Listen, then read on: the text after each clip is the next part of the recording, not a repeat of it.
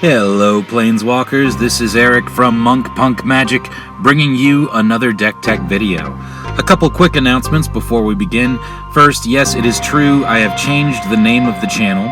The main reason is I'm just trying to keep things a bit more professional, so I will no longer subject you to copyrighted music or clips from my favorite movies, even though I still want to. Second, there have been many times people have bashed me for reading the cards out loud.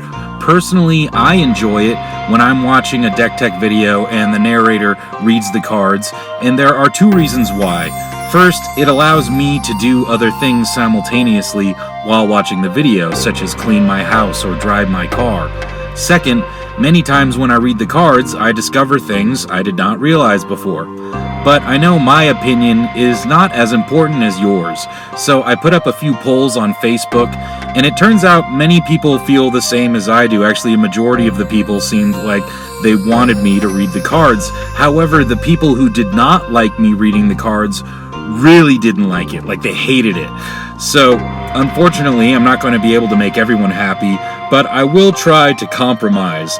I'm going to try choosing just to not read the cards that everyone should already know or that don't actually make a difference in the deck. I will still talk about these cards, I just won't read every detail. So today we're talking about Nekusar, the Mind Razor.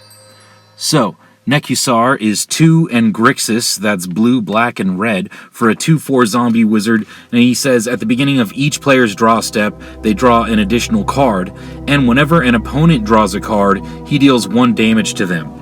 So, the way I've decided to build this deck is mill.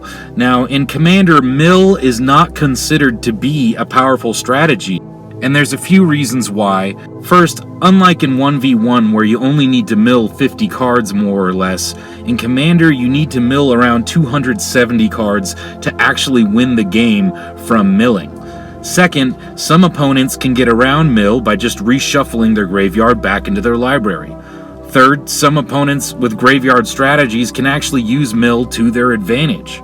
Fourth, many mill cards only target one player, and we want to target all of our opponents. Finally, mill is often frowned upon in Commander, similar to land destruction, so by playing the mill deck, often just automatically, many of your opponents are going to gang up on you. So why is Nekusar commanding this deck? Well, just ask yourself, what is the main goal of a mill deck? To fill your opponent's graveyards, or to empty their libraries? The answer is to empty their libraries. And from there, we don't actually care if their cards end up in exile, in their graveyard, in their hand, or on the battlefield. As long as the cards aren't in their library, that's how we win the game. So that being said, forcing your opponents to draw cards is a great way to empty their libraries. Nekusar makes all players draw extra cards, so this actually helps the mill plan. Next, Nekusar gives you an alternate win condition. If you can't beat all of your opponents by milling them, you can often kill whoever is left with the damage from Nekusar.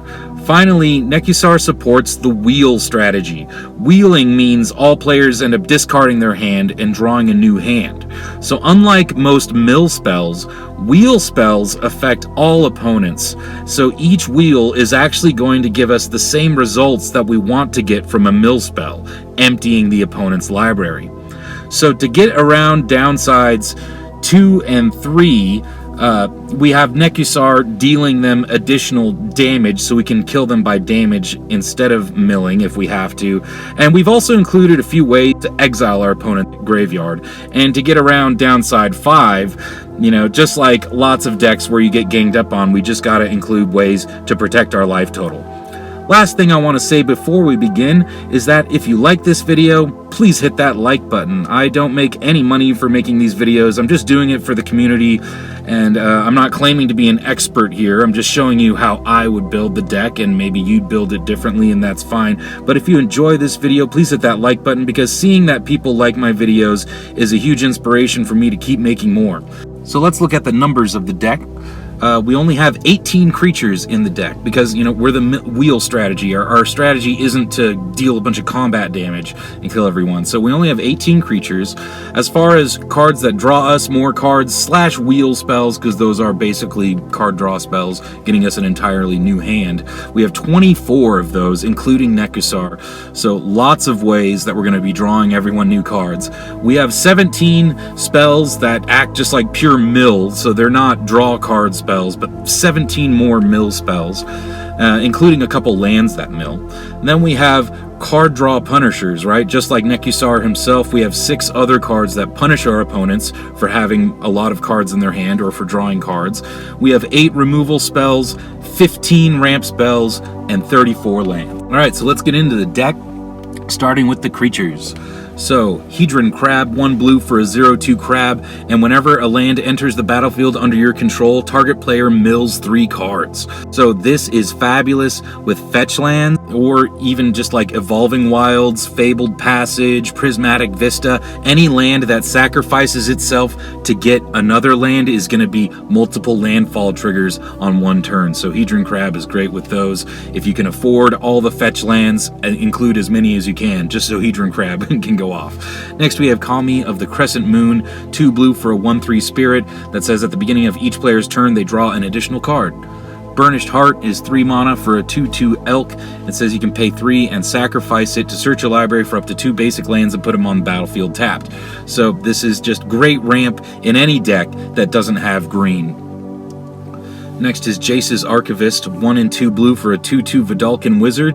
You can pay a blue and tap it to have each player discard their hand and draw cards equal to the greatest number of cards a player discarded this way. So this is our first wheel effect, right? And again, with Nekusar, that's just going to be dealing tons of damage at the same time as emptying our opponent's libraries.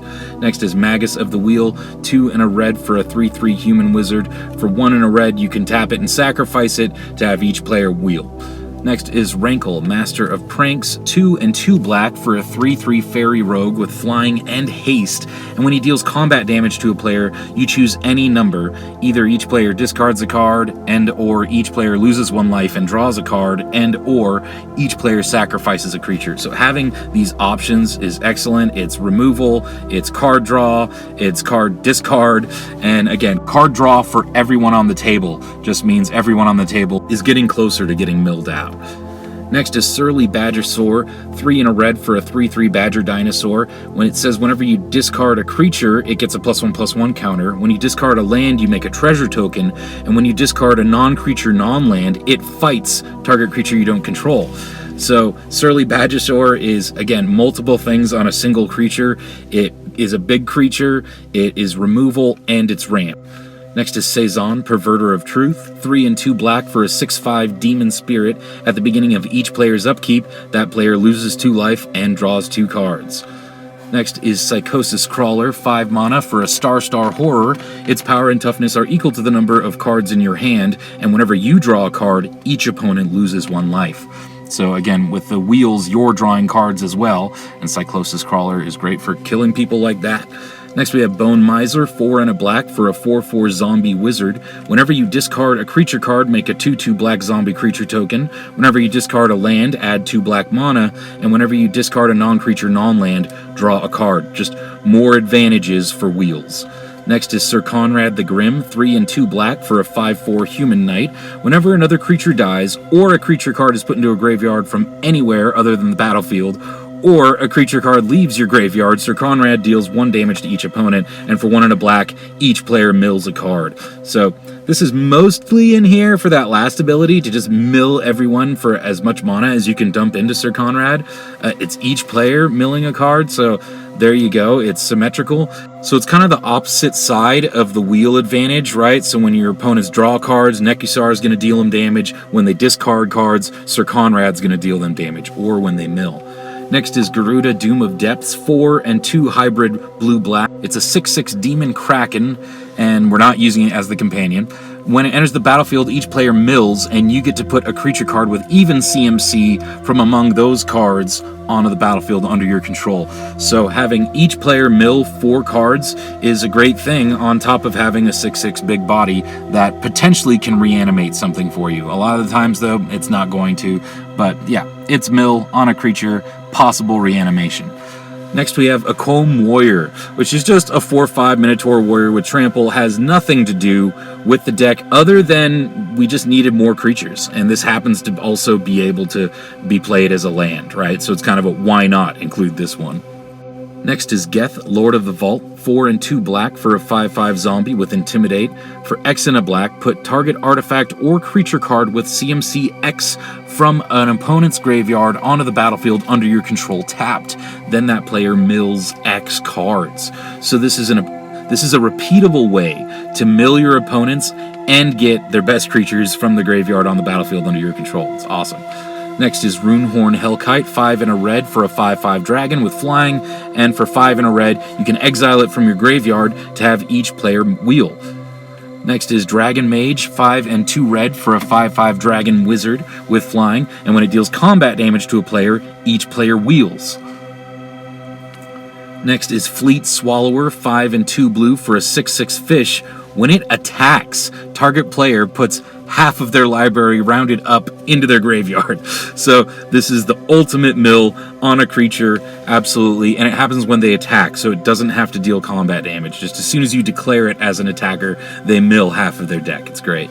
And we didn't include Bruvak, the Grandiloquent, in the deck just because it's $42, man. But if you can afford it, hey, go for it. This is one of the greatest mill creatures. It says if an opponent would mill, they mill twice that much instead. Alright, so that was the creatures. On to some more draw/wheel spells. Wheel of Fate, no mana cost. You suspend it for 1 and a red, so it takes 4 turns to end up casting this, but when it ends up being cast, each player wheels. Waste Not is 1 and a black for an enchantment. Whenever an opponent discards a creature card, make a 2/2 black zombie. Whenever an opponent discards a land, you make 2 black mana. And whenever an opponent discards a non-creature, non-land, you draw a card. Just an essential card in any wheel deck or any discard deck. Absolutely gotta have Waste Not. And if you just think about it, each opponent could be discarding like 7 cards. That's 21 cards that are getting discarded from a single wheel. So Waste Not can give you so much value. It can actually win you the game kind of all by itself with Waste Not and a bunch of wheels. Next is Folio of Fancies, 1 and a blue for an artifact. Players have no maximum hand size, and for XX, each player draws X cards, and for 2 and a blue, each opponent puts a number of cards equal to the number of cards in their hand from their library into their graveyard. So it makes everyone draw extra cards, it makes everyone mill whichever one you want, and it keeps them with that no maximum hand size, which you will see later can actually end up punishing them even more. Next is Dictate of Crufix, 1 and 2 blue for an enchantment with flash. At the beginning of each player's draw step, that player draws an additional card. Wheel of Misfortune is 2 and a red for a sorcery. Each player secretly chooses a number 0 or greater. Then all players reveal the numbers simultaneously and determine the highest and lowest numbers revealed this way. Wheel of Misfortune deals damage equal to the highest number to each player who chose that number. Each player who didn't choose the lowest number discards their hand and draws 7 cards. Super, super weird card. I've never played it. It's in here because it's a wheel. But yeah, it can also deal people damage. Anyway, cool card, I guess. Windfall is 2 and a blue for a sorcery. Each player discards their hand, then draws cards equal to the greatest number of cards a player discarded this way. Next is Dark Deal, 2 and a black for a sorcery. Each player discards all the cards in their hand and draws that many cards -1. Fevered Visions is 1 a blue and a red for an enchantment. At the beginning of each player's end step, that player draws a card. If the player is your opponent and has 4 or more cards in hand, Fevered Visions deals 2 damage to him or her. So Fevered Visions is a way we're going to punish our opponents for having full hands, and of course we're going to keep their hands full. And just extra damage on top of Nekusar. Definitely this deck can easily burn out multiple opponents. Next is Whispering Madness, 2, a blue and a black for a sorcery. Each player discards their hand and then draws cards equal to the greatest number of cards a player discarded this way. And it has Cipher, so you get to exile this after you cast it, and you encode it onto a creature. And whenever that creature deals combat damage to a player, you get to cast this again. So a repeatable wheel, gotta love that. Next is Corvettes Fury, 4 and a red. For each player you choose friend or foe. Each friend discards all the current cards from their hand and draws that many plus 1. Corvettes Fury deals damage to each foe equal to the number of cards in their hand. So you would choose foe, I feel like, just to finish someone off. But otherwise, you probably choose friend for everybody because Nekusar is going to be dealing the damage for you, and you're going to be wheeling, essentially. Next is Reforge the Soul, 3 and 2 red for a sorcery. Each player discards their hand and draws 7 new cards. And it has Miracle for 1 and a red, so you get to cast it for its miracle cost when you draw it, if it's the first card you drew this turn.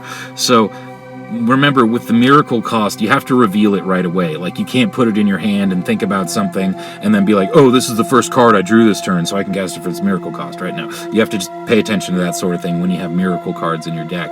And also, it gets around the sorcery speed if you somehow draw it on someone else's turn. Right? It's just, if it's the first card you drew on this turn, you can cast it for its miracle cost. Pretty awesome.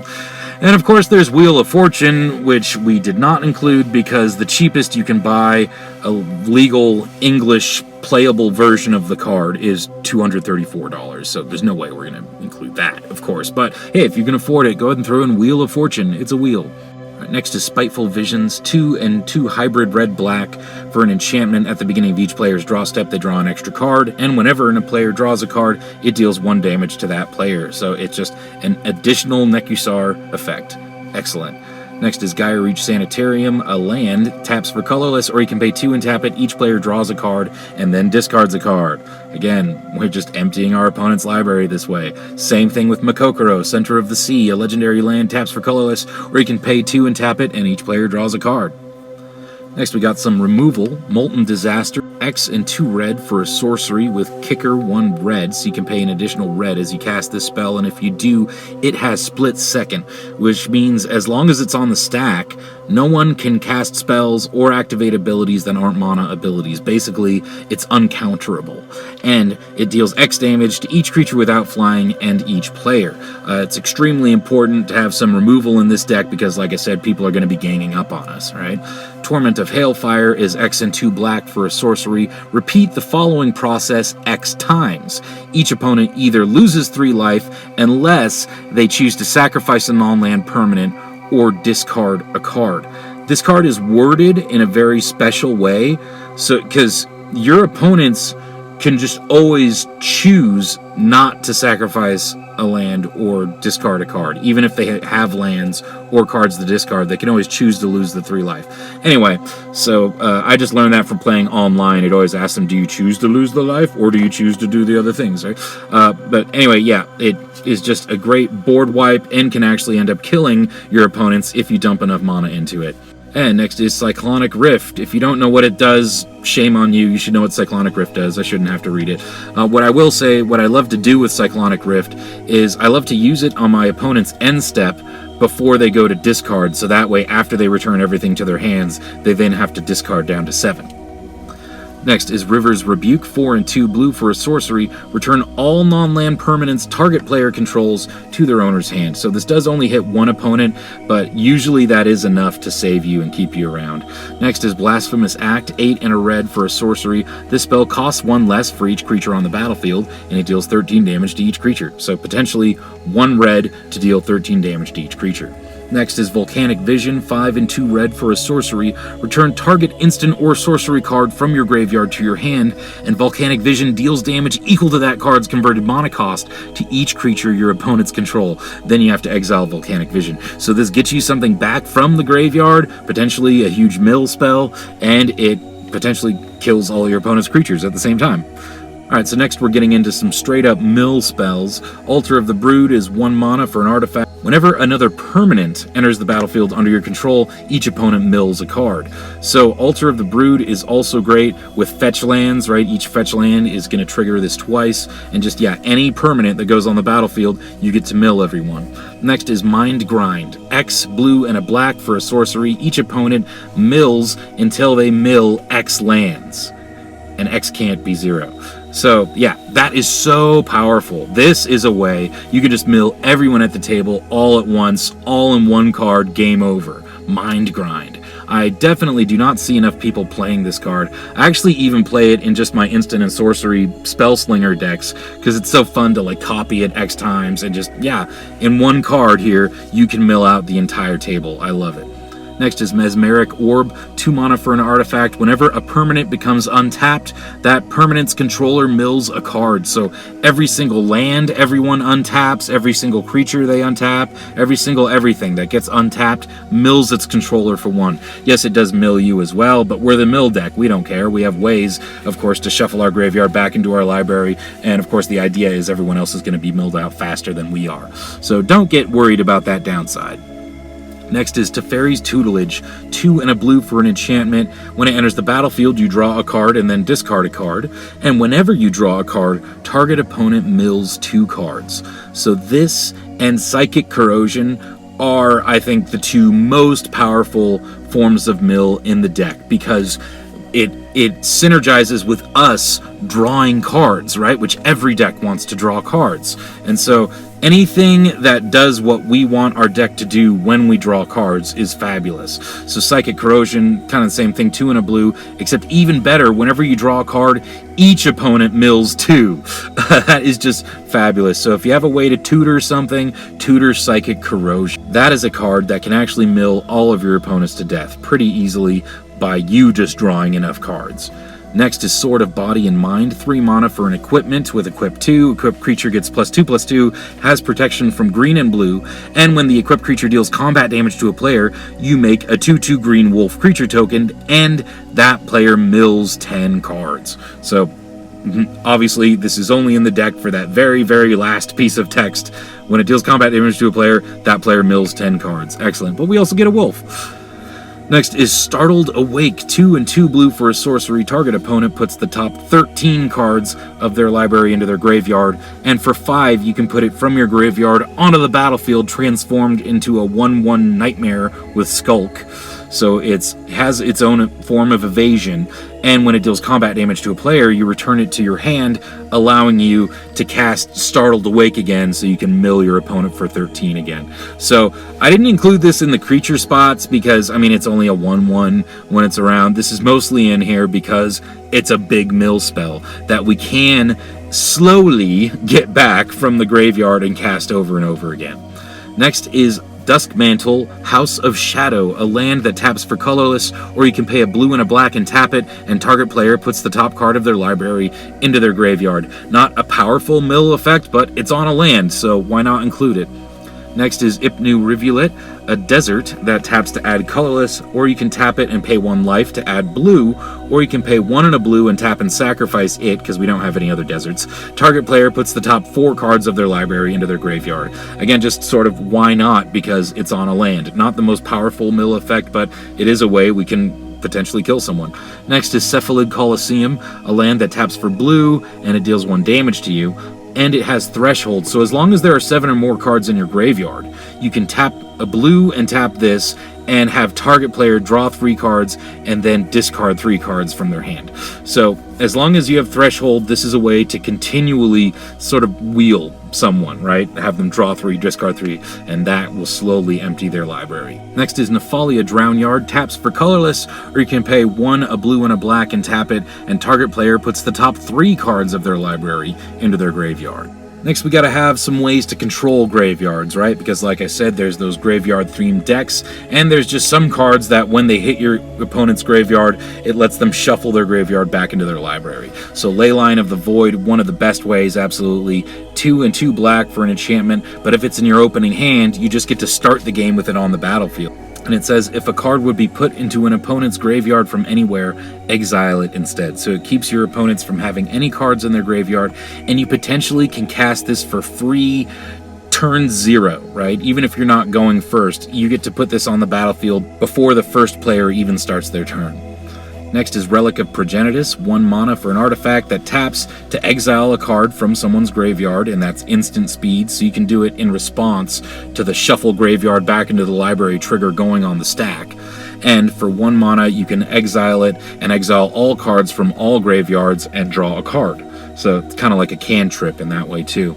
Next is Crypt Incursion, 2 and a black for an instant. Exile all creature cards from target player's graveyard. You gain 3 life for each creature card exiled this way. So I put this in a lot of decks that have nothing to do with discard or wheels. It just is a way that I can gain a ton of life.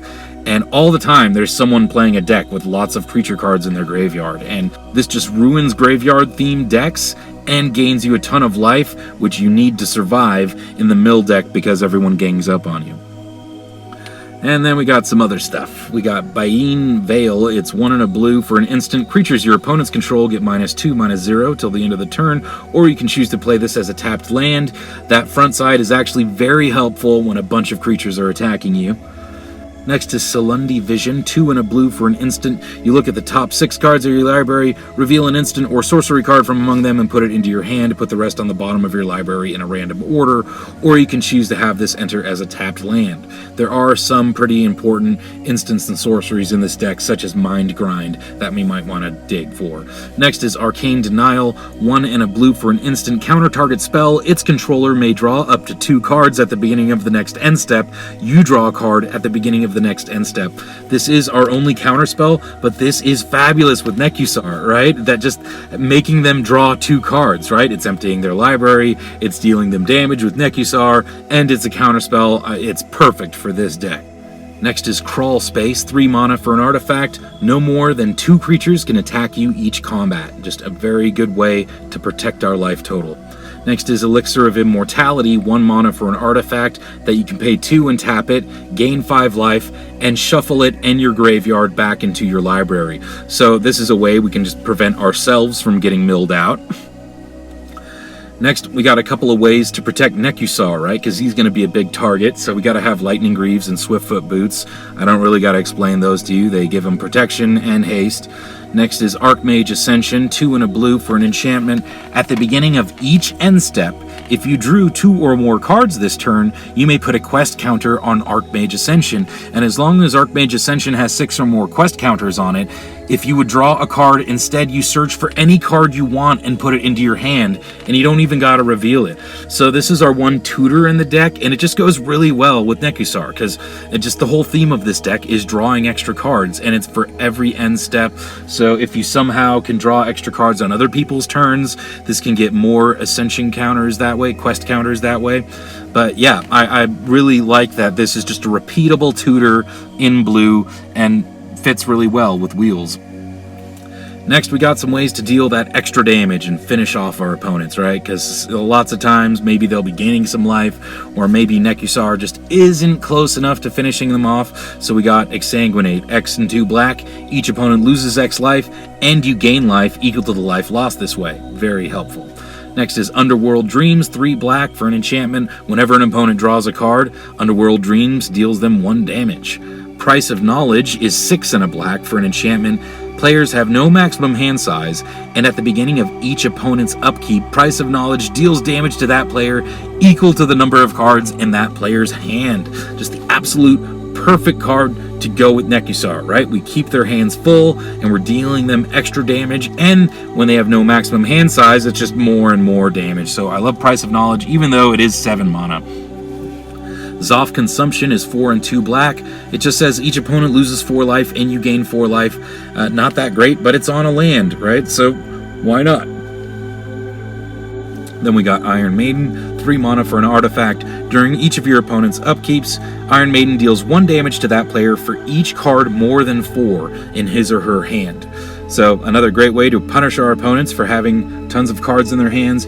And there's actually a lot of artifacts that do this. I just didn't have room for them all in the deck, but you could definitely look up many different cards that have this same ability. Next, we got some ramp, and really all of the ramp in this deck is pretty much just that. I'm not going to read most of it to you because it's all just ramp, just your basic ramp stuff. We got Soul Ring, Arcane Signet, we got Minestone Treasure Map. It's 2 for an artifact. You can pay 1 and tap it to scry 1 and put a landmark counter on it. Then if there are 3 or more landmark counters on it, you remove those counters and you transform it into Treasure Cove, and you make 3 treasure tokens. So this can ramp you, and it can actually draw you cards if you don't need the ramp. I love it. Next is Dark Ritual, 1 mana to make 3 black mana. Very helpful for like a turn 1 3-drop, right? Turn 1, play that Underworld Dreams. Turn 1, play something that's worth 3 mana on a Dark Deal. Actually, if you can turn 1 Dark Deal, you will make some of your opponents just fold right there. If you can like turn 1, make everyone wheel, that is enough to like suddenly one of your opponents won't have any land in their hand, right? That is mean, but it is a way you can just take out one opponent right away, turn 1. Next is Thematic Compass, 2 mana for an artifact. You can pay 3 and tap it to search for a basic land and put it into your hand. And at the beginning of your end step, if you control 7 or more lands, you can transform it into Spires of Erazka, which taps for colorless, or you can tap it to untap target attacking creature your opponents control and remove it from combat. So this is a way to help protect our life total, and it gets us extra lands to our hand, which we need. Next we got the Signets. I don't gotta read these, they're just Dimir Signet, Rakdos Signet, Izzet Signet, 2 mana artifacts, very helpful. We have Sword of the Animist, everyone should know what this card does. And we have Midnight Clock, which I will read because this actually does help us a little bit. So it's 2 and a blue for an artifact, taps for blue. You can pay 3 to put an hour counter on it, and at the beginning of each upkeep, you put an hour counter on it. And when the 12th hour counter is put on Midnight Clock, shuffle your hand and your graveyard into your library and draw 7 cards, then exile Midnight Clock. So it's ramp when we need the ramp. It's also a way we can shuffle our graveyard back into our library to prevent us from milling ourselves to death. And then we got 34 lands, and I'm not going to go over all the lands, but the ones that are worth mentioning are Myriad Landscape, because it potentially ramps us. We have Shelldock Isle, because this goes in any, let's face it, any mill deck, any discard deck. You got to have Shelldock Isle. It's a hideaway land, and you get to cast the spell without paying its mana cost if a library has 20 or fewer cards in it. So as long as you get someone's library down really low, you get to cast a spell for free with Shelldock Isle. Of course, not a lot of our spells in this deck are very expensive, so give or take, I don't know. Shelldock Isle, it's just a classic. I had to include it, but you might not include it if lots of your spells are low converted mana cost anyway, I guess. And then I put Fabled Passage up here because it's a fetch land, and like I said, just with Hedron Crab and anything that cares about landfall triggers, having these sort of fetch lands is very important. And that's it. That's my Nekusar the Mind Razor mill deck. So let me know what you think. What would you do differently? What cards would you add? What cards would you take out? And most importantly, if you enjoy this video, please hit that like button. I really appreciate it. This is Eric from Monk Punk Magic signing off. Until next time, take care, take it easy.